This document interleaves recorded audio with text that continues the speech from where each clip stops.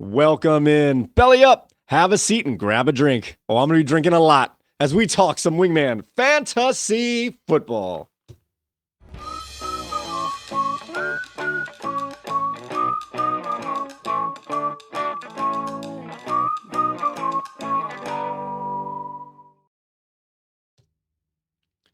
Welcome into another edition of Wingman Fantasy Football, the League Podcast. I'm your host, Michael Furley, and as always, I'd like to thank all of you, or any of you who may be watching or listening to today's show. This is episode 139, a Week 15 rewind, and it is my great pleasure to welcome back to the bar Mr. Bernie, aka Team B. I'm Cuban B. Yes, Cuban B. How are you doing today, Bernie? I am lovely, and you know what?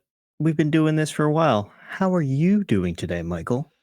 Well, I don't know. I'm beat up in more ways than one, but that is neither here nor there. I'm ready to get into this week's rewind. Let's do it. All right. Thanks for asking, though. Appreciate that. All right, guys. In this show, we will start off with some player news, and there's some big news out today.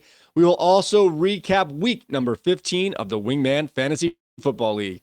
And then we'll see who's left for a chance to win the Wingman title. We'll also take a gander at our Gooso-meter. Strap in. Strap in for a Mike Rant. And we're going to take a glance at some waiver wire targets. And we'll also evaluate our starts of the week from the previous week. And I hate to say it, we have two more sad puppies. But before we do any of that, let's make sure that everybody is in the room. Wingman Assemble! All right, now that everyone is here, let's get into some news and notes. All right, starting off with some bad news. I don't like to hear this. David Montgomery, superstar running back for the Detroit Lions, tore his MCL and he will require surgery, meaning he's going to miss the rest of the season, including the playoffs for the Lions. And in all reality, that's the most important thing, and that sucks. David Montgomery's out for the rest of the year. Mason Rudolph hears those jingle bells a-calling. It's his time of the year as he's been named the starter for the Titans for Week 16, only a week too late. Patrick Mahomes was a full participant in practice, looking like he may not miss any time on that bum ankle. And staying in Kansas City, Hollywood Brown was a full participant in practice, and it looks like he's going to make his 2024 season debut. All right, let's check in on these four guys here. Bernie, what do you have on Montgomery, Rudolph, the red-nosed quarterback, Patrick Mahomes, and Hollywood Brown? All right. The Lions, man. I heard they had like 22 starters on like IR or injured or some craziness like that. Unbelievable. All right. David Montgomery. Jahmyr Gibbs, he's going to rocket to a high-end RB2 status overall, only behind Saquon Barkley, probably. Craig Reynolds, he becomes a priority waiver wire ad as the clear backup. And then pretty much Montgomery can be dropped from any redraft leagues. Let's see. I'm sorry. It's just tough thinking about the Lions. All right, Mason Rudolph. Rudolph is only a desperation QB play.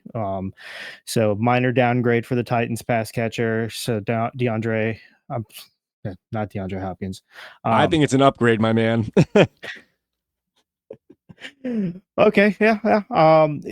We'll say an upgrade. It's a minor upgrade. No significant impact though to anybody's value. You agree with that?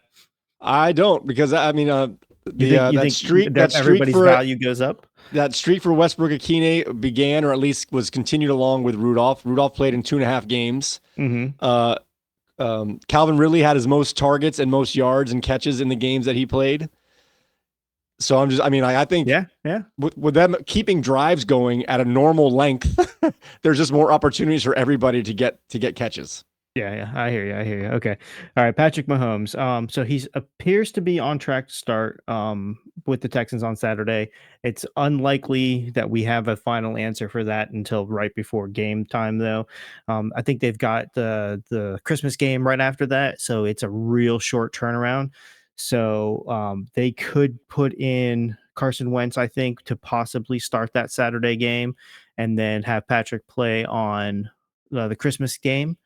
So this is one of those things where it's a downgrade for most of the assets over there, but not a huge downgrade. Carson Wentz is serviceable, but the logistics of playing Patrick Mahomes to get them the bye or resting him through so he's 100% coming into the playoffs. So that's really going to be the catch.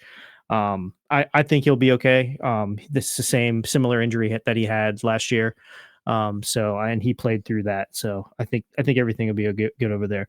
Hollywood Brown, I wouldn't put him in the fantasy lineups if activated right away, but I mean, if you look at my starts of the week record, you probably want to start him right away. But as far as the Chiefs coming up on, if Hollywood Brown plays, that might open up some more looks for Worthy, honestly, if Hollywood Brown is on the field at the same time. So I think the Chiefs they're up 2 games. I don't know if that includes the tiebreaker, but they have a 2-game lead with 3 games to go. Yep. My thinking, first of all, I'm kind of surprised he's able to even practice, but if he is, he is. My thought process here is that they're like, let's just get this done, and then he can have 3 weeks off or 2 weeks off, as opposed to giving him 1.5 week off and the whole time being like, you ever like to? I remember when I first used to do my routes at UPS, I used to not take lunch until I was done with like the majority of my work. Yeah, because I didn't want to be like unsettled during lunch. Right. And then now as I got older, I'm like, I know how much time things take. I can be settled and still have work ahead of me. So I think they don't want to have him taking that time off and feel like, what if we don't bring him back in time? What if we lose a couple games and then we're like stressed to win that last game? I think they'd rather just get it in the bag, right, and then relax is what I'm thinking. But what if they put Carson Wentz in and he gets this rest at least, because it's going to be a short week. Well, I think he's going to try and play this week and then not play Christmas. Right, but here's the behind the scenes of it all. The Christmas games were put in there with like the high priority teams. So the NFL definitely does not want Carson Wentz to be starting on a Christmas game. They want Patrick Mahomes to start that Christmas game. So how much influence now does the NFL, schedule makers, the script writers, how much like exactly. So maybe there's like a couple bonuses or something thrown the Chiefs' way that's like, hey, if you can get Pat playing on the Christmas game, that would be great for everybody here. One of those kind of deals. So, right. I don't know. I mean, player safety first, right? It is. But if Carson wins this game, then Pat's out for even longer time that he doesn't have to play. Right. So, okay. I think they're going to plan for him to play, and then they can always pull the ripcord the other direction. Maybe. Exactly. And he could start and not finish. That's a possibility as well. Yeah, they get a lead.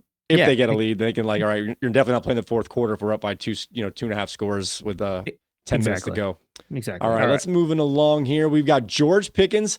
It technically was considered a walkthrough today, not one of those official practices. Oh, wait, hold on.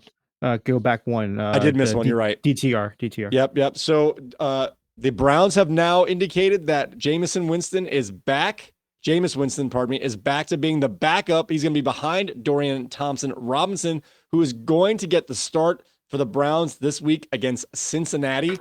George Pickens has not yet practiced, although it was just a designation. But that's still not good that he's that they can say whatever they want on these kind of walkthrough days. With the fact they said he wouldn't have practiced is not a good start to his week. I believe they play Saturday as well. Jalen Waddle, this is just like always. It looks like he goes out with a bad injury. I don't want to make fun of injuries, but it always feels like he has a bad injury and there's like, no, I'm cool.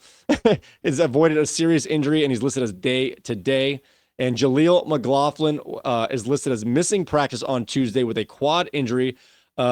I don't know if they actually had a practice or not, but they are playing Thursday night. So this designation is a little more weighty than the teams that are playing on Sunday or later. So McLaughlin has missed practice starting the week and they play on Thursday night. All right. What do you have on a quarterback change in Cleveland? George Pickens with a bad start. Jalen Waddle is never really all the way hurt, just banged up. And Jaleel McLaughlin may miss this week, but we're not sure yet.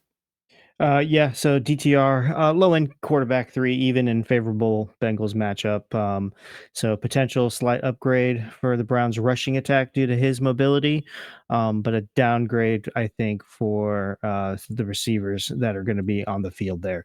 Not a huge one though, but a minor one. Jerry Judy's train is going to come to a halt. A major one if you're yeah, okay, there we go. All right, George Pickens. Not trending positively, so that's a bad thing. I would keep him benched until he practices fully. Um, who's going to be the clear wide receiver one though? That's the thing. Is Mike Williams' role going to increase? Is Fryermuth going to continue to get more looks? I don't think they have a clear cut number one if Pickens doesn't play to replace him. Um, Jalen Waddle. What are we dropping Jalen Waddle? Are we holding Jalen Waddle? What are we starting him? Are we benching him?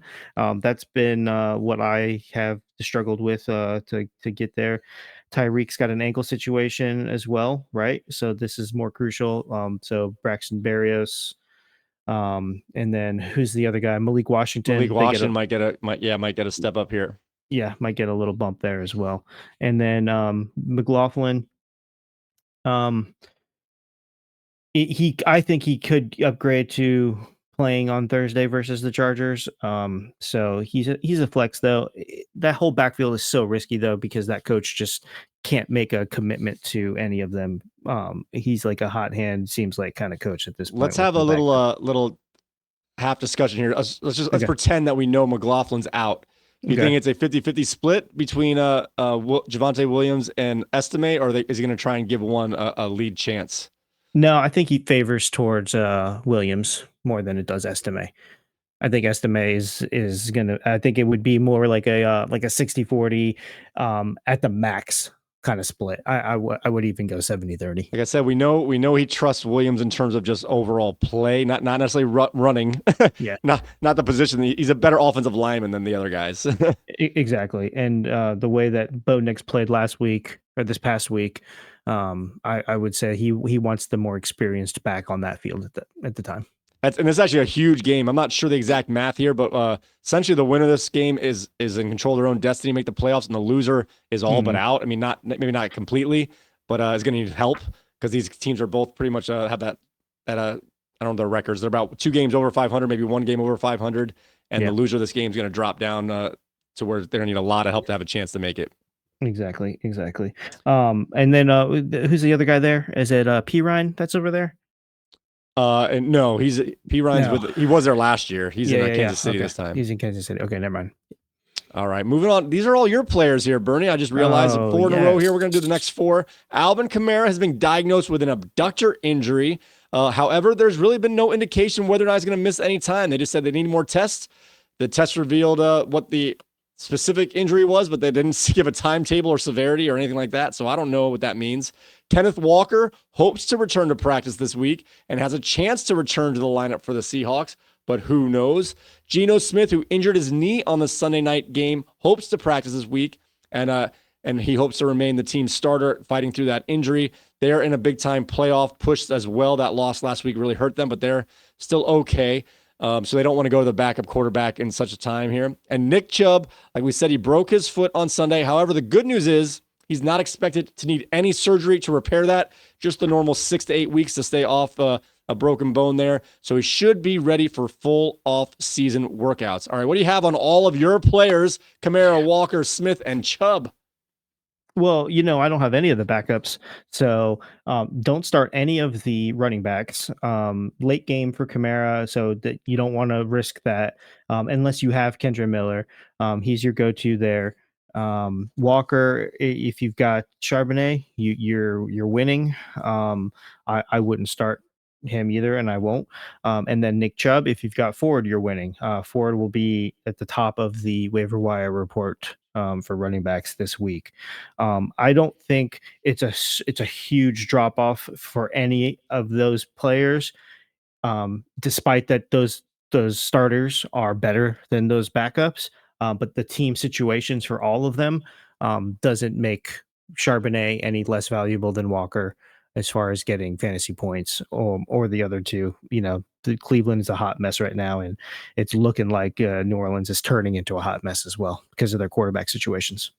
All right. And our biggest news of the day, at least in my opinion here, this is the latest breaking news, just came in about an hour ago or so as we were getting this together. Michael Penix has officially been named the starter for the Falcons going forward, supplanting Kirk Cousins as the Falcons pass thrower here. What do you have on this game, this player here, this news? We're going to take a little time talking about this since we didn't get a recap in our 2-point conversation since this was a Monday night game. So what do you have on the quarterback change? Then we can talk a little more about it as in general. Yeah, so I would say he's a risky quarterback to play. If you're in the playoffs, I wouldn't be starting him, and you have to be real desperate if you're going to start him in the playoff situation now, being his first actual big game start with them having to win. Drake London, Kyle Pitts, Mooney, what's the other guy's name? McLeod. I would be real cautious starting any of them going forward. So look at who else you have and maybe send in some comments, some start questions, and we can maybe help you out there and give you a little advice on what to do with the Atlanta situation if you've got other wide receivers. That's really it, though. He does offer something, though. He offers youth. He offers some explosion. He offers some mobility. So he's got things that he offers. We just don't know in a full game how the NFL speed, how the decision making, how those defenses changing are going to affect him. But the last big advantage he has is there's no actual NFL tape on him. So that's always a good thing. But outside of preseason. So the thing I noticed while I was watching that game last night, anxiously and depressingly by the end. Anyway, so they kept cutting over to Penix as Cousins was clearly not being effective. Let's put it that way. They kept cutting over to Penix on the sideline, and I don't know if impressed is the right word, but I noticed like he wasn't sitting down on the bench. He had his helmet on the entire time, which makes me think one, he was either ready to go in. Or I think more likely, I think he was listening to all the play calls coming in through the headset.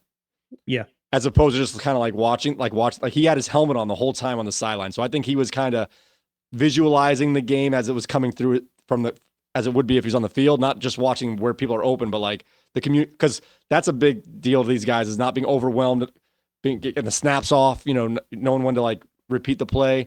I mean, Kirk Cousins, the thing that he did bad last night, not only did he not throw the ball well or often, but they had a lot of false starts and a lot of delayed games and a lot of stuff that I was surprised. That was the thing that kind of not upset me, but disappointed me the most is that they weren't cohesive just in the way they were running their plays. Right. I mean, obviously you can have execution problems. I mean, success rates, but not getting into the plays on time and getting penalty every time they get a 5 or 6 yard run, they get a 5-yard penalty right after it. And we knew that Cousins couldn't throw the ball. They were always behind the chains, not because of the plays from scrimmage, but a lot of times because of these false starts and delay games. Right, which you're absolutely right. It's disappointing because you don't expect that from a veteran quarterback like Kirk Cousins. He commands that offense. He commands any offense that he should be in. So those linemen, everything, he's in full control and he's capable of doing it. That's the other disappointing thing is that he is a stat producer. He was a stat producer last year. And it's not that he has lack of talent around him. So something else is going on, man. Something else. I don't know. I heard someone compare him to late stage Peyton Manning, where just maybe his arm's just dead. Oh. I hope that's not the case. Atlanta's defense isn't that good. Right, exactly. All right, guys. Now it is time to take a look back at the Week 15 Rewind. Let's go back.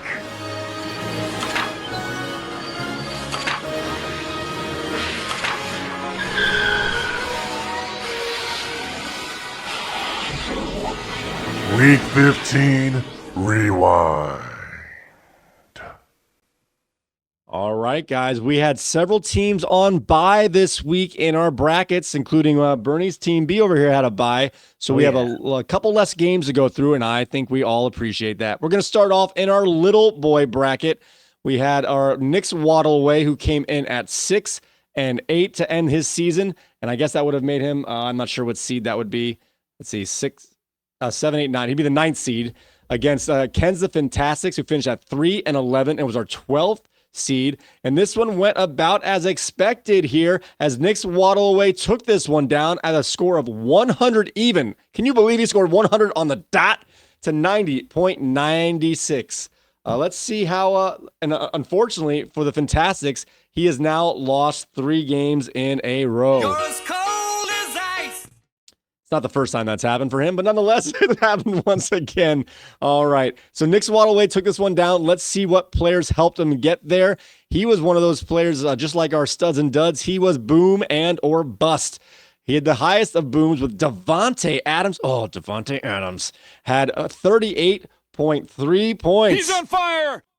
And Jonnu Smith, this guy, he's on the train, man. Jonnu Smith, one of the best free agent pickups of the season at 15.3 points, only matching his Jamar Chase, who's also on the train, even though he had a little bit of a down game for him, 13.9 points for Jamar Chase. All right, here. All right, now there were some duds, however, for Nick's Waddle Away, as he had Matt Stafford get only 8.2 points from the quarterback position and Isaiah Pacheco at 5.2. He did have a strong tight end on his bench. I don't know how he didn't put him in his lineup. Sam Laporta. He plays him after the good games, and he gets a bad game, and then he sits him after the bad games, and he gets a good game. This time he had 14.6 points. There were no injuries to note for Nick's Waddle Away team. Now for the Fantastics, who actually had one of his higher scoring games for the year, honestly. And half of his points, remember he had 90 total points, half his points came from one player.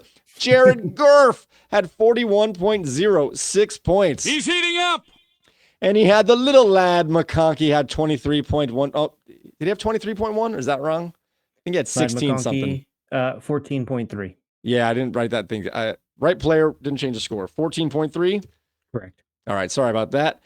So Ladd McConkey had 14.3, but he was a top performer. Now for his duds, and he had a few here. He had Tyreek Hill only get 4.6 points. Deebo Samuel only had 3.4 points. And the San Francisco defense, for the second time in 3 weeks, got him 0 points. He did have one strong player on his bench, as Keenan, hey, Allen got 17.2 points on the bench.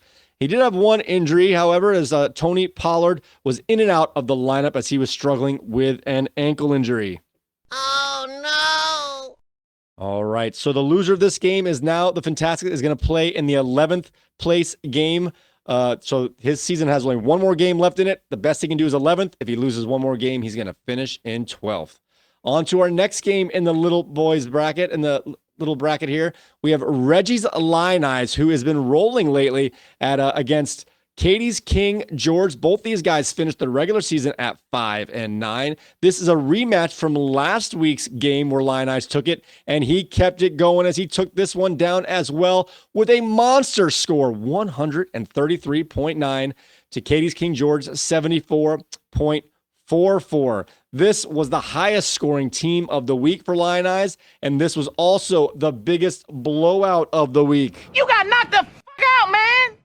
Reggie's Illini won by more than 59 points. And whenever you have the highest score of the week versus the lowest score of the week, that's what you get, those big blowouts. And like I said, Katie's King George was the lowest score of the week.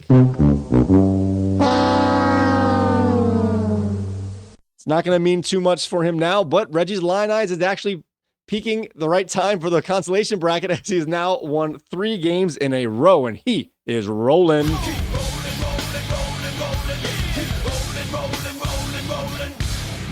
All right, Lionize had 5 players in his top performer list, and they had a huge score, starting off with Lamar Jackson at 38.1 points. He's on fire. Jahmyr Gibbs at 25.9 points. He's heating up. Terry McLaurin at 22.8 points. He's on fire. Tyler Bass, his kicker, at 15 points, and Jackson Smith and Jigba added 13.3 points. He's heating up. His only dud was Brock Austin Bowers at 5 points. Not only did he have high players in his lineup, he had just as high scores on his bench, as his bench has been blowing up lately, starting off with rookie Brian Thomas Jr. at 27.5 points on the bench. He's on fire. Rashad White at 15.1 points on the bench. He's heating up. The Beach Boy, Garrett Wilson, had 13.1 points on the bench. He's heating up. And he had the sneakiest defense. Too bad he didn't put him in his lineup. The Cincinnati defense had 13 points, and they could have had more. All right, now for Katie's King George with that low score. She didn't have too many players perform too well. Jerry Judy, though, had 16. Jerry the Judge Judy had 16.3 points, and he is chugging along.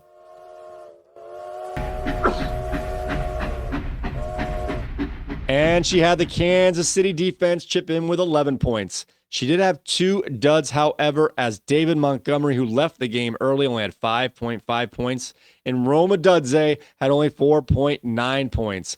There were some players on her bench who actually had some decent days, but it definitely wouldn't have been enough to catch line eyes. Bucky Irving had 12.7 points, and Brandon McManus had 12 points. And like we mentioned, the injury was David Montgomery is out for the year, just finishing off with the rest of Katie's King George injury-ravaged season.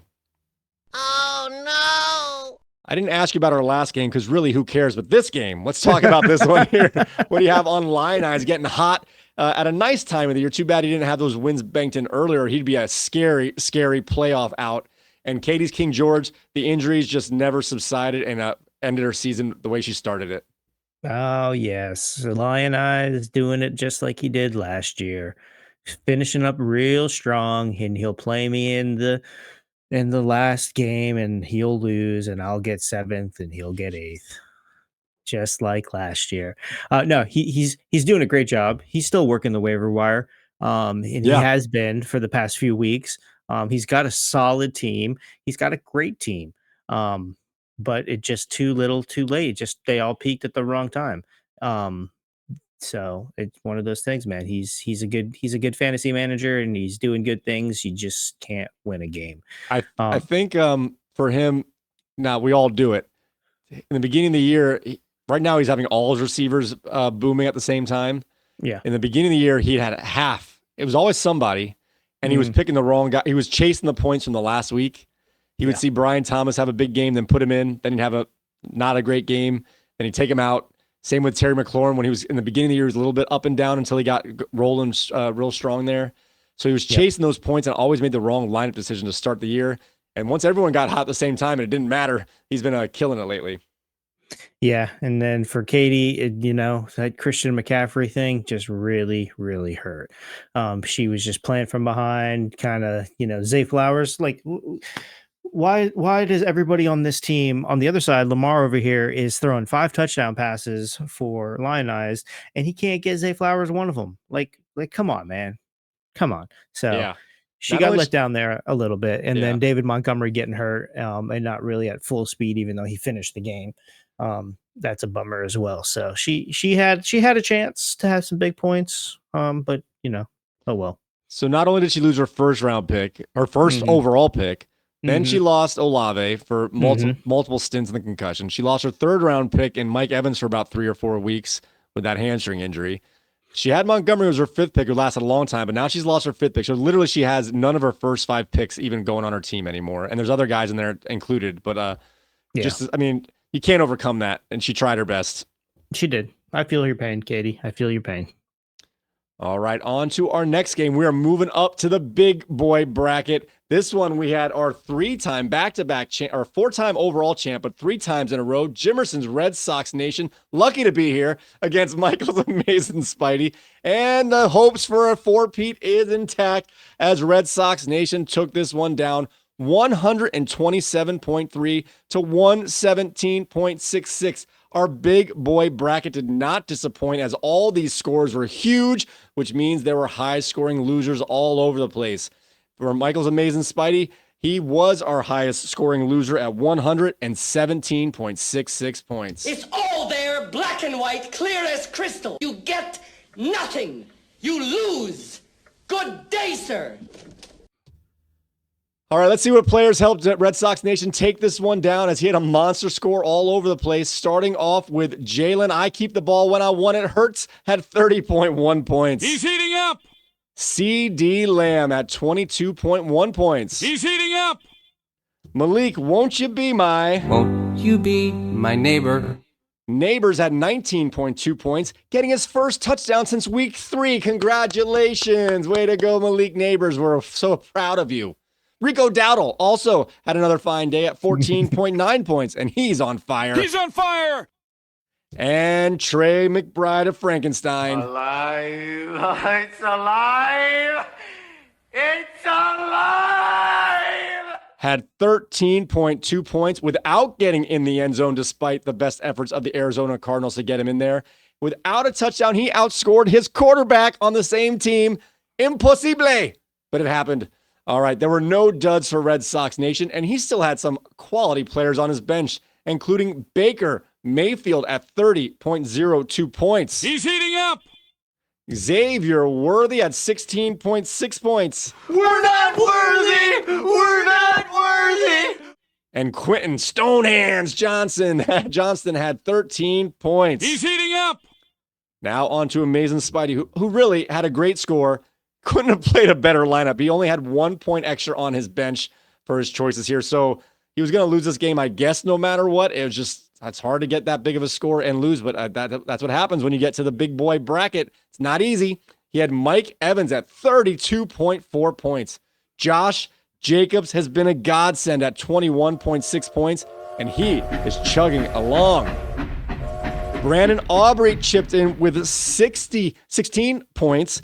Do you think we should add a bonus for 70-yard field goal attempts next year? I mean, my goodness. for attempts, no. Not for attempts, but for actual makes. Although I am thinking yes. about maybe there's been so many 60-yard kicks this year, or in the last 2.5 years, of maybe adding a 6 point for a 60, but maybe taking away the bonus for the 40 or something. I don't have too many points for kickers, but those 60s are big time kicks. Yeah, they are for sure, especially this past year. And then the great Bijan Pardon me, would you have any Grey Poupon? had a fine day at 14 points as he's on fire. He's on fire. Unfortunately, it wasn't enough as he just needed to get in the end zone with a few more yards or a couple catches, but it wasn't enough. I forgot to mention because he wasn't quite good enough to make the top performer list, but for Red Sox Nation, Drake London caught a touchdown on only 3 catches, and that was the difference maker on the Monday night game. All right, now for duds for Amazing Spidey. He only had 1, but this was what was a deal breaker here. Kyler Murray at only 10 points. When you lose 20-point differential to your quarterback position and then lose the overall score by 10 points, that is the difference right there. There was no one on the bench for Amazing Spidey who could have helped, and he made it through the week without any injuries. Red Sox Nation, too, made it through the week without any major injuries, and that's more important for him as he is moving along. All right, on to our next game, our last game of the big boy bracket. Oh my gosh, this one came down to Monday night as there was Jacoby Myers in the lineup for They Took Our Jobs up against Justin Jefferson for Kubert's Rage. Going into the matchup, I forget exactly how much they were down by here. I don't have that ready to go, but nonetheless, the final score here was 121.68 to 115.44. And with about 5 minutes left in the Raiders-Falcons game, Kubert's Rage had the lead by about 2.5 points, as Jacoby Myers at that point had 0 points. But when they went for those last 2 drives to try and make it a game, he caught 3 or 4 passes to finish up with 8.5 points. That gave They Took Our Jobs the 5-point victory. This was our closest game of the week, actually at just over 6 points. They Took Our Jobs had the highest projection of any team this week, which is usually the kiss of death, but his team did come through with that 121 points. Unfortunately for Kubert's Rage, who had a fine season, he finished the season here on a 3-game losing streak. You're as cold as ice. All right, now let's see what players helped They Took Our Jobs advance to the semifinals of the playoffs. Starting off with Josh Allen, this man, 41.28 points, and of course, he is chugging along. James Sweetfeet Connor had 28.3 points. He's heating up. That's where all those Arizona Cardinal points went. And Chase McLaughlin, the kicker for the Tampa Bay Bucks, added 18 points. He did have 1 dud, They Took Our Jobs did, as Derrick Henry could only get 6.7 points. And he also had a lot of strong players on his bench. A lot of streaming quarterbacks did very well this week. Of course, they're not going to outperform Josh Allen, but keep away is good. Cooper Rush had 21 points. Drake May had 19.5 points. He's heating up. And Romeo Dubs, back off of his concussions absence, had 17.5 points.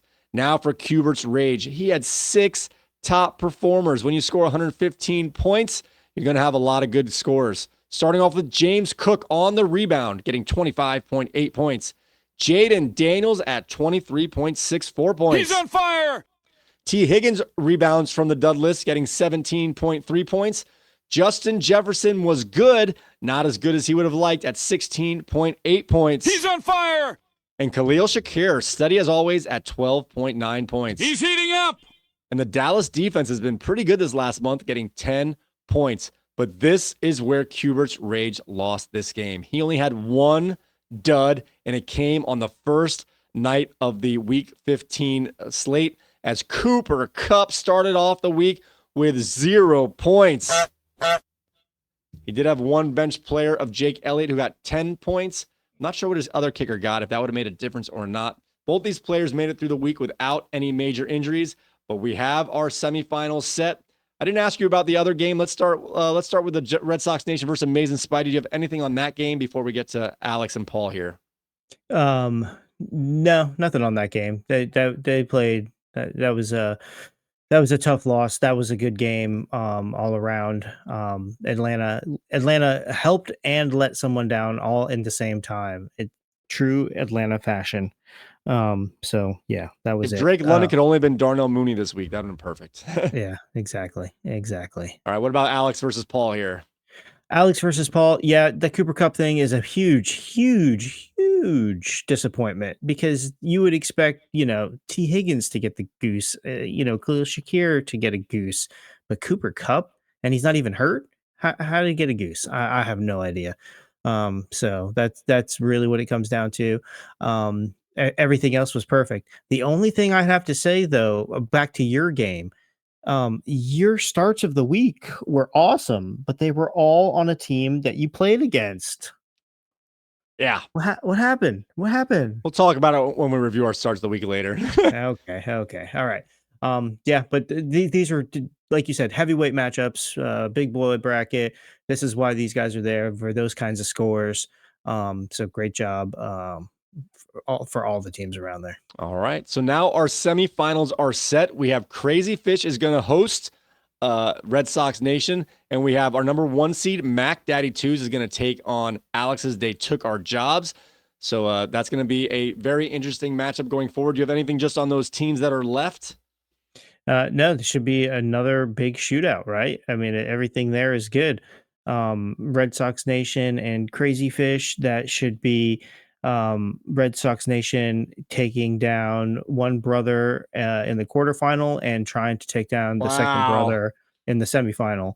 So he looks like he's gunning after your house, man. Your sigil is on fire, bud. What's going on? All right. Okay. Don't be surprised if there's any mysterious ad drops from your roster getting into next week. And then on the other side, Mac Daddy 2s, he's been strong all year. They Took Our Jobs. He's got the highest points in the league for the regular season. Like this, again, this should just come down to they're playing the right players. Those players got to produce on the field. All right, guys. Now let's take a gander at our Goose-O-meter. I'm just cruising along. All right, the meter's climbing up. When will it stop? Nobody knows. Oh, now we have 28 gooses as we added 2 more gooses this week. Like the aforementioned Cooper Kupp and the San Francisco defense. So now we have a total of 28 gooses. This is ridiculous. I did stop adding the names on the list there because the font was just too small. All right, let's see. Oh, guess what, guys? It's now time for a Mike Rant. Baby Rant. Karen Rant. Monty. I don't care whose fault it is. I'm going to tell you exactly what I think. Mike Rant. All right. We're going to talk about fantasy football experts in quotes. All week I heard the Ravens defense are going to destroy the Giants. You know what? After the fact, I just went back and looked. The Ravens have never had higher than 5 points in any one game this year on defense. Why did I listen to that? Why did I believe it? And also, Kyler Murray, the start of the week, guys, you got to play him. New England gives up 25 points to quarterbacks over the last 5 weeks straight. You guys don't know what you're talking about. I'm sick and tired of it.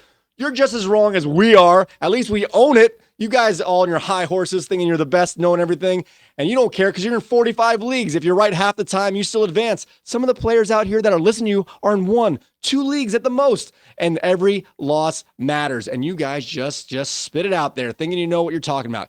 Just admit you don't. You're like the GMs trying to draft quarterbacks in the first round. You don't know what you're talking about.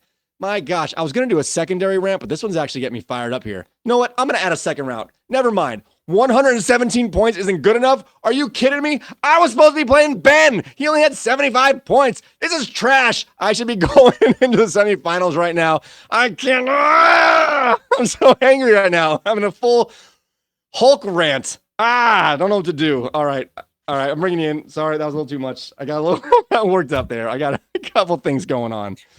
You do what you have to do.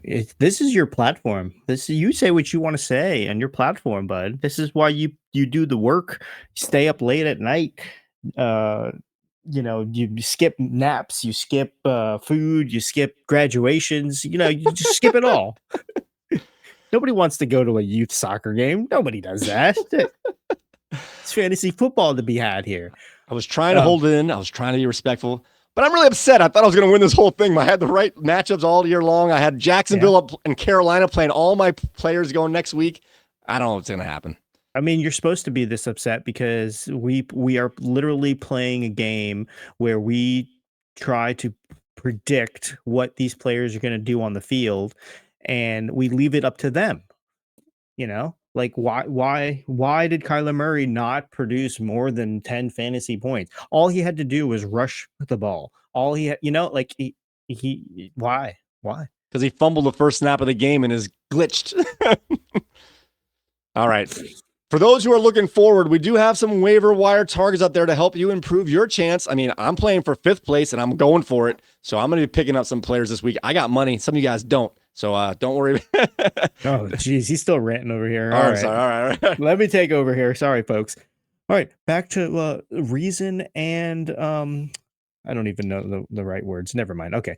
Quarterback waiver wires. Let's look at it. Top options here. Aaron Rodgers. The connection again with Devontae Adams is coming back. I think we said it was coming back last week, so it's back. And he had just had his best showing of the season. So Rams matchup looks good this week. But Mike, that week 17 Buffalo weather, let's just say I'm checking the forecast hourly here. All right. Number 2, Mac Jones. Yeah, I said Mac Jones. Did we just see swagger from Mac Jones, scrambling, making plays, and now he gets the Raiders and Titans?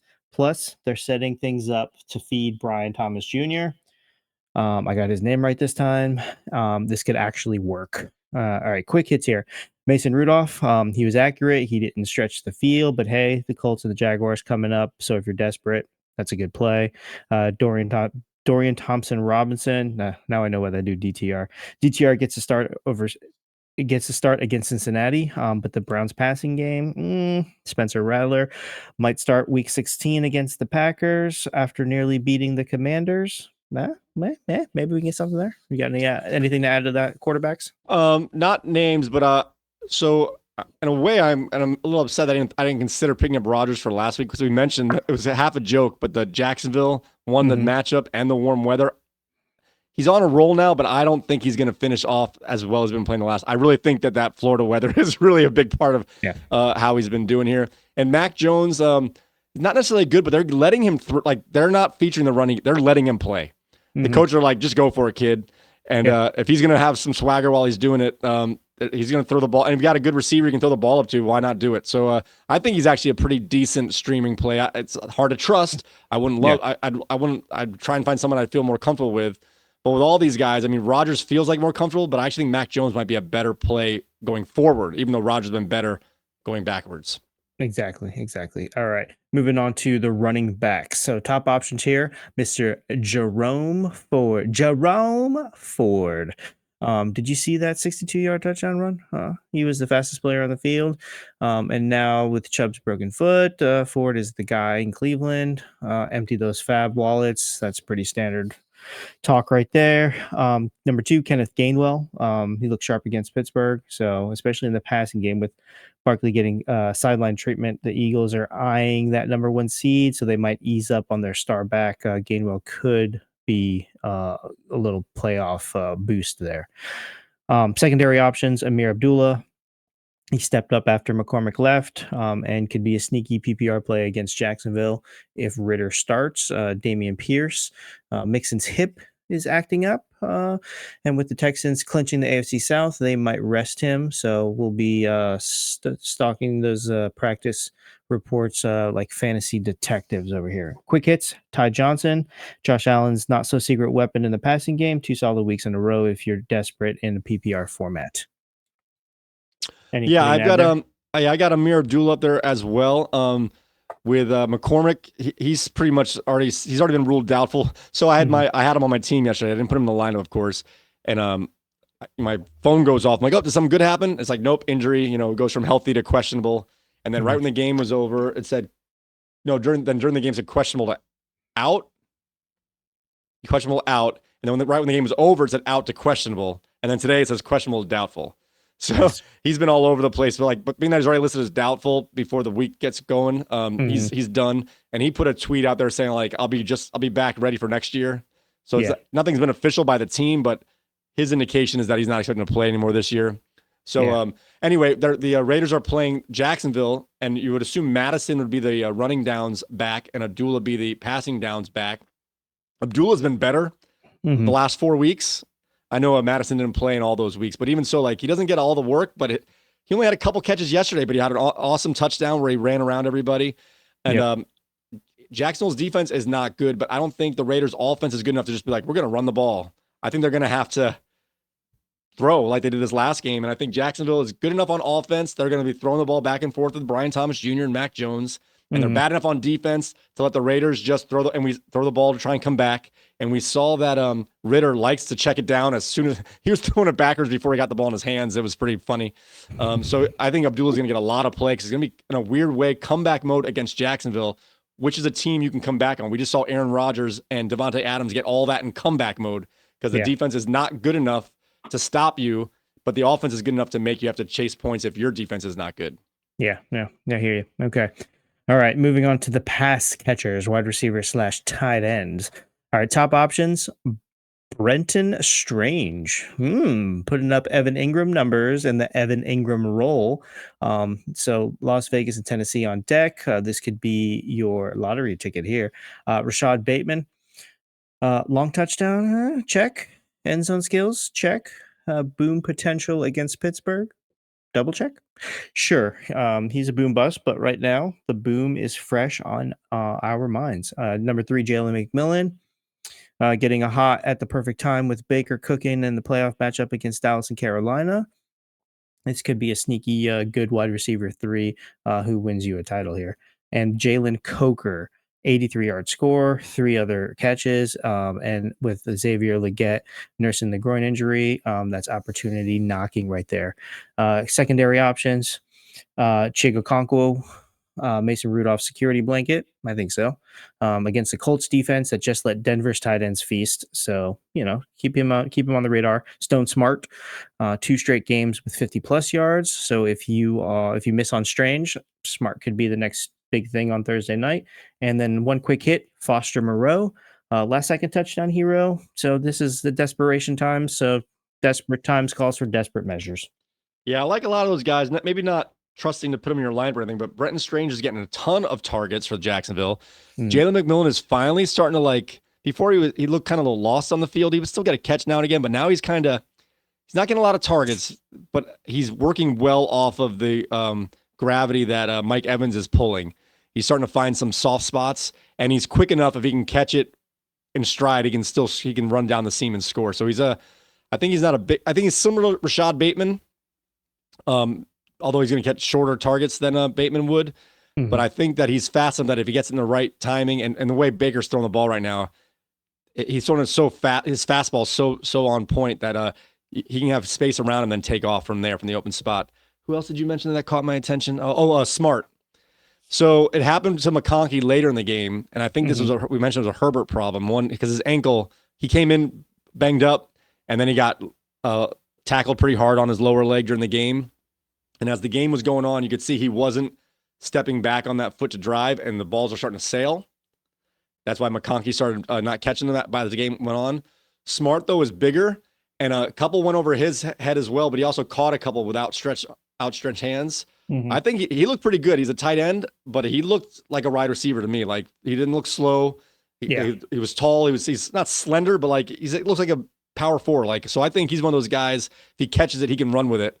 Especially if Herbert can get it healthy enough to not have these balls sail. You have to worry about the health of Herbert there. But if Herbert's feeling good, I think Smart's a really solid play. I think he's their second receiver, honestly, Smart to McConkey. I think Palmer's just one of those like random catch guys. I think Quentin Johnson is a one-trick pony kind of guy. The other two guys are going to hit your seams. McConkey on the left seam, Smart on the right seam, and that's where he wants to throw it. Yeah. So, and you got to remember at this point in the season, in the NFL season, you got fresh people on these lists here. You got fresh legs. You got fresh people that defenses haven't really had to pay attention to. And then obviously look at your matchups, look at your roster, and see where these guys could fit in, if they could fit in. And especially at this time of year, especially for our managers who are still in that big boy bracket here, at a certain point, you have a lot of players on your team that you're waiting to see what might happen. That might happen is never going to come now. You know what I mean? Like, you're not dropping people that are going to hurt you. Might as well. You have more bench spots than you realize you can play with potentially to start just getting some blocking guys. Even if it's just to do that 3-day block, just pick up somebody and drop them the next day and just kind of keep the your opponent's options as limited as possible. You can't block everybody, but you can at least make the choice. You can have them choose the player you want them to choose as opposed to one of 4 players, maybe only one of 1. There you go. All right. You got anything for kickers or defense on your side? I've got a couple defenses here. They're not great here. I've got Detroit, who is really banged up, and their defense has been struggling lately, but they're also been playing against some high-powered offenses. They coming off a 0-point game last week. However, I think Detroit, they have that fight in them, man. I think they're going to muster it up here and come back off that loss strong. We'll see. That's my thought here. They're playing Chicago. I think they're going to look to take advantage of Chicago and get after Caleb Williams. They were shutting them down last time in that first half until Caleb Williams got a little comeback mode style here. I think this time they're going to dominate from start to finish. And there's a sneaky chance Detroit might have a good defense even without some of their best players. Jacksonville versus Las Vegas. In that first half against the Jets, Jacksonville actually looked pretty good. And if they can get up by that much against someone like the Raiders, I don't think the Raiders can come back the way no one can come back the way that Devontae Adams and Rodgers did last week. So they might be able to get up by that 12, 10 to 15 points. It might just be able to put their ears back and get to Ritter a little bit more. Yeah, I agree there. All right, guys. It is now time to review our starts of the week for the previous week. We did good. I'm sorry. Yeah, it was all right. It wasn't perfect, but it was good. Okay. It was almost perfect. Yes. All right. So going into last week, we were 33-45 after a couple awful stretches there. I was 19-20. Bernie was at 14-25. He's having we're both having a rough go these last couple weeks. But during week 15, however, this last week, let's see. Why don't you read off your 3 starts of the week? I'm sorry. Oh, you're good. All right. So at quarterback, I had Mr. Jaden Daniels projected at 21.6, and he came through with a 23.6. Next up, I had at running back Aaron Jones, and he was projected at a 13.7, and he came through with a good game at 17.6. So look at that, 2 for 2 so far. I'm rolling, right? And then next up, this is a good matchup here. This is the Baltimore matchup. Remember that quarterback that threw 5 touchdowns for Baltimore? I have one of the wide receivers as my start of the week, Mr. Zay Flowers, only 11.9 projected. He just needs a touchdown and a few yards. He'll get that, no problem. Ended with an 8.3. He didn't get a touchdown. He threw 5 touchdowns, and you couldn't get Zay Flowers a touchdown. All right, my starts of the week, and I'll tell you where my errors were here. But anyway, Jalen Hurts at quarterback, projected for 22, ended up with 30.1. Rico Dowdle, projected at 12.5 without the touchdown, even got to 14.9. And CD Lamb at 11 points projected, finished with, I have 19.2. Did he have more than that? Yeah, 22.1. Yeah, I think I put Malik Neighbors' number in there. He had 22 something. Say it again, 22.1. Okay. 0.1. Yeah. Either way, they all beat their projections. So I was 3 for 3. Bernie was 2 and 1. So at the end of week 15, we are now at 38 and 46 total. I'm at 22 and 20. Bernie's at 16 and 26. And I'll tell you my mistake. The last, 3 to 5 weeks, I've been putting one of my opponent's players in there to do a double reverse jinx. It worked on Kamara last week. It worked on another player. And I was like, I don't know. I got to put them all in. It's just like Tropic Thunder. You don't go all reverse jinx Kibosh here. I went too far. I should have picked one of them. They might have failed, but going all 3 was just a slap in my face. But I got them all right. So in this game, you win some, you lose some. I guess, yeah, but there's no prize at the end of this starts of the week. Crap. Oh man. I'm sorry. No, you know what? No. Let's we got better. I'm gonna tell you this right now. Part of our rant here, we had better starts of the week than all the shows I've been listening to all week last week. So screw you guys. There you go. If you want to get starts of the week, come to this show. We'll be just as wrong, just as often as those guys, and at least we'll tell you when it happens. We won't just hide under our 55 leagues we own. Okay. All right. Now I'm not bitter, guy. I'm not bitter. I'm okay. Not bitter at all. No, not at all. All right, guys. It is now, unfortunately, for some, we have now added to the kennel. We've got a couple more sad puppies. Wingman Fantasy Football. Sad puppies. I don't know who to start with here. We'll just start with myself. Let's just put it out there. All right, Michael's Amazing Spidey. You start off the season 0-3. You didn't score over 100 points until week 8. And then you topped the century mark 6 of the next 7 weeks, averaging just under 110 points during that span. You had higher hopes. You wanted to get further along in the playoffs. But if you asked yourself after week 6, would you even make the playoffs? You would have said maybe at best.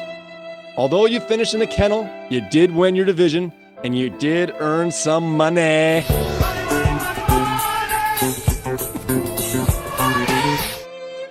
All right. Paul's Cuba Rage. Oh, man. You started off so hot this season. The first week, you scored almost 142 points. You started off 5-1. We all assumed you'd be the number 1 seed with a couple weeks left to go. But a 2-game losing streak at the end of the regular season ended a chance for a playoff bye. A regular season payout and a heartbreaking 3rd loss in a row ended your season a little too short. For the 2nd straight year, Paul's Cuba Rage and Amazing Spidey will meet in the consolation game after horrible defeats in the big boy bracket. Paul, good season. Tough sledding at the end. We'll expect you back next year, my man. All right. One note before I pass it to Bernie here on his thoughts for these sad puppies. All right. I want to mention here the Fantastics. Remember, our last place team, no shade, just saying what's happening here, finished at 3-11. 3-11. But he went 3-0 against our 2 newest sad puppies. He beat me twice, 2-0, and he also beat Paul's Cuba Rage in what was his Super Bowl at the time. So, Fantastics, you are the spoiler even after the season ends. If we would have beat you one of those times, we would have had buys. So you did your job. Well done. Last place spoiler. All right, what do you have on these new puppies that are joining the kennel here? I don't have anything. You pretty much said it, man. It's hard. This is just what happens. So teams got to go home. We're in the playoff picture. They weren't blowouts, so that's good. It came down to Monday night games, so that's exciting. So it's good all around. You just hopefully next show that you're on that you get everything out in this show, and we just move on. We're just moving on. You're asking a lot, my man. You are asking a lot. You have another game to play though. It's like this loss is done. It's over. You got to focus on the next game. I still got 12 more hours to lament. Okay. All right, guys. I want to thank you all so very much for watching our very last show of this show will ever do. I appreciate that. No, I'm kidding. All right. Thank you guys for joining us for another edition of Wingman Fantasy Football, the League podcast. Don't forget you can find our audio feeds on YouTube Music, Amazon Music, TuneIn Radio, Spotify, and Apple Podcasts. I'm doing this in different orders, guys. You don't know which way I'm going to go. Also, if you're not sure if you want to watch and or listen, go ahead and find our webpage at wingmanentertainment.net/podcast. And if you know you want to watch the rant in full glory, you can go ahead to our YouTube channel here at wingmanfantasyfootball.com/YouTube. When you head over there, please hit that like button. Hit the like button, subscribe, hit the notification bell, guys. Leave a comment. Let me know. You can make fun of me. I'll take it. I understand. Or you can talk trash. Also, pick some Wingman Jam teams, people. We only got 2 weeks left. All right. With that being said, guys, may your glasses be full. Oh, mine's going to be empty right after the show. May your glass be full. Your mugs stay frosty. And may your opponent's star player suddenly discover competitive bird watching. All right, guys. We will see you next time.